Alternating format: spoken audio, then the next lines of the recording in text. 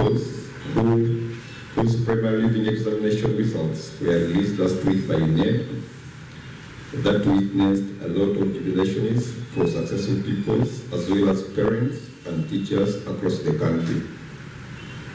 However, parents should celebrate cautiously and handle those pupils who did not perform well carefully, as it was not their wish and it has a psychological effect. We have seen reports, those who have set up plans on themselves, those who have perhaps did the performance they had in PLE. So when we are celebrating, we should celebrate cautiously, knowing the kind of psychological torture it has on these very particular pupils. It was not their wish, but we should help them go through this process. As we strive to improve the quality of education in the country, we need to conceptualize and realize the basic importance of primary education. This primary education offers the key foundation on which to build on further education, which the government ought effectively put more emphasis on. If it is of good standards, then the projection of prospectus future is more promising. This output, if well guided through secondary education, can give hope for better money-powered development, which the country desperately needs to fit in the digital generation and global economy. We're very much aware that the foundation of our children is pre-primary and then primary education. So if the foundation is not well grounded, we cannot be sure of the prosperous future for these very children. So we need to be very keen while attending to these particular aspects. However, UPC has noted with concern the challenging situation of high dropout rates right from primary 1 to primary 7. For instance, according to Education Abstract 2016 for the Minister of Education and Sports, a total of 1,798,323 new entrants were registered for primary 1 in 2016. At the end of the 7-year cycle of primary education, those who sat for PLE were only 749,254 according to UNEP statistics. And this the report raised in 2023 for those who sat in 2022. By implication, over 1 million pupils never completed their primary education.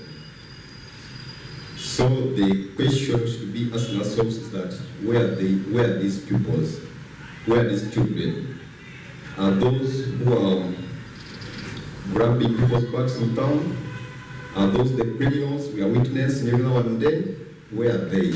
Over 1 million pupils or children who registered in 2016 but never completed P7 in that 7-year cycle.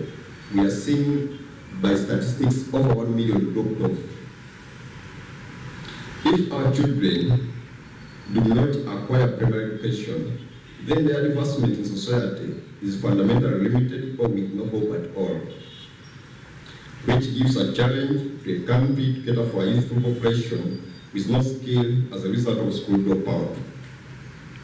Several studies for such school dropout points to a wider range of issues which include financial challenges, early child marriages, teenage pregnancies, child labor, especially for boy child, discrimination of persons with disabilities, and domestic violence, which separates families leaving children victims of circumstances.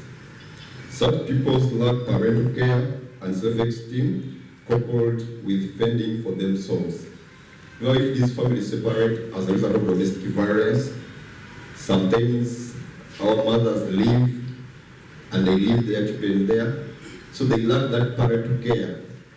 And also, amidst all this saga, they opt to fend for themselves. And there is no one attending to them, no one telling them to go to school, even financial issues. We don't know where they are living, how they are living. So it's a very big issue we need to attend to as a country and the community. To change this trend, it demands all stakeholders to be very much focused and effective as regards to delivering the desired quality education for our children as we build their firm foundation that will enable them to fit in this glorious world and more competitive world. The government should ensure that the universal primary education provides quality education service as opposed to just providing environment, as opposed to providing access to schools for our children. Most of these children, especially in UPE, which government says there is free access to education, is the opposite. What we have now for our children is access to schools, but there is no access to quality education. You can visit them and see which kind of environment they are living in. There are no instructional materials, among other things. So we need to do a lot, which requires setting a conducive learning environment for both our pupils and teachers, which includes but not limited to sufficient instructional materials. And here we mean, do these students have textbooks? If you're talking about textbooks, what's the ratio? The textbook-student ratio. Here you find 5 pupils or students attending or using one textbook, which is not even recommended according to the standards. You find one teacher attending to over 100 students, which is not even recommended.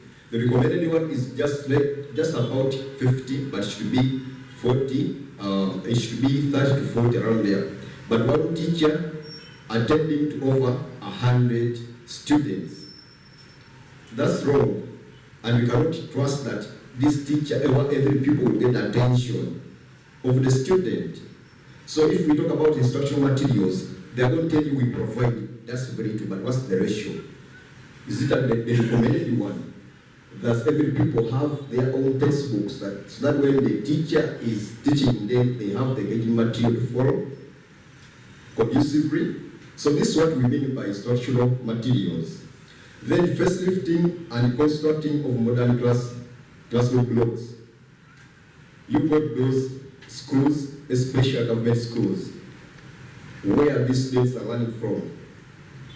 The blocks are almost falling on students. And we have had cases where these students or people are learning in mud.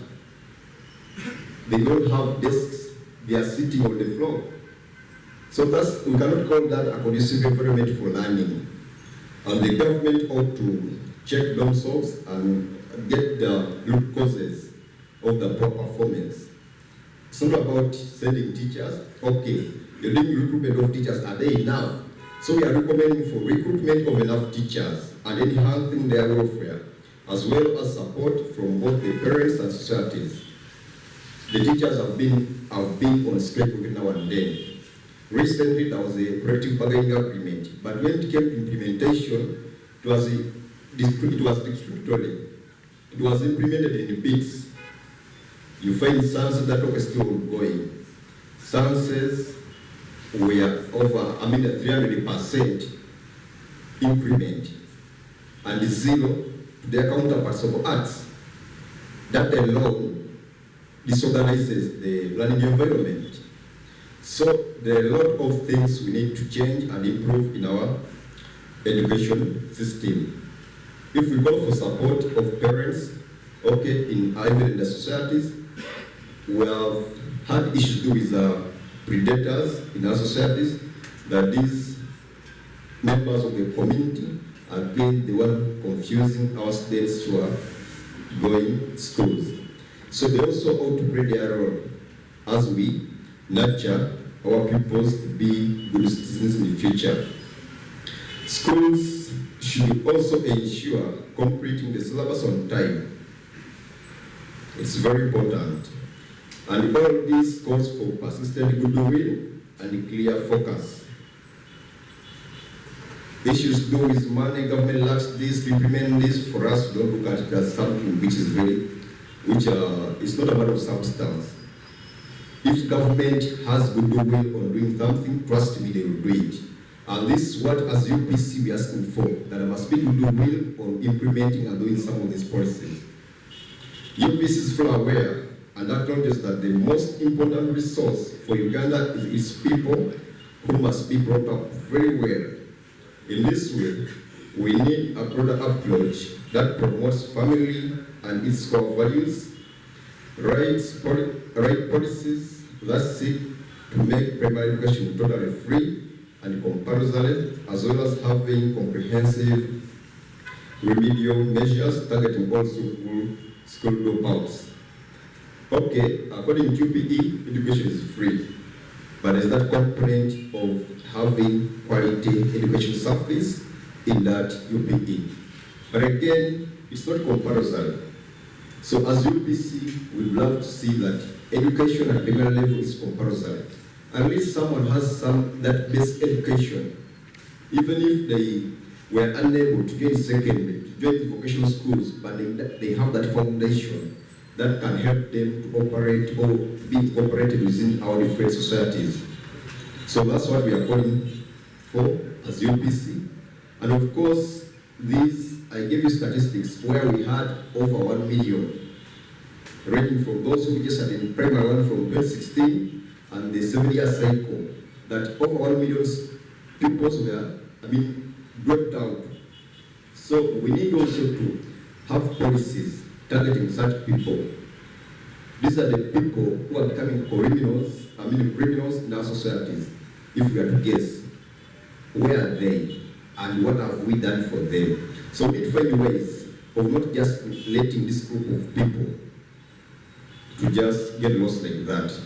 So that's our humble appeal to the government, the parents, the community, and all other stakeholders, so that we have that teamwork and building a firm foundation for our children. Then on a sad note, as you may recall, on 24th January 2024, the party president, Honorable Jimmy Akena, announced the passing of UPC district chairman for Kole, Comrade Charles Olet. And this is also to inform the entire membership and public that late Charles Okeng will be buried on Thursday, 1st January 2024 in Kole district. May the soul of Comrade Charles rest in peace. Forward in my country, Zai Faisal, EPC Head of Media and Communications.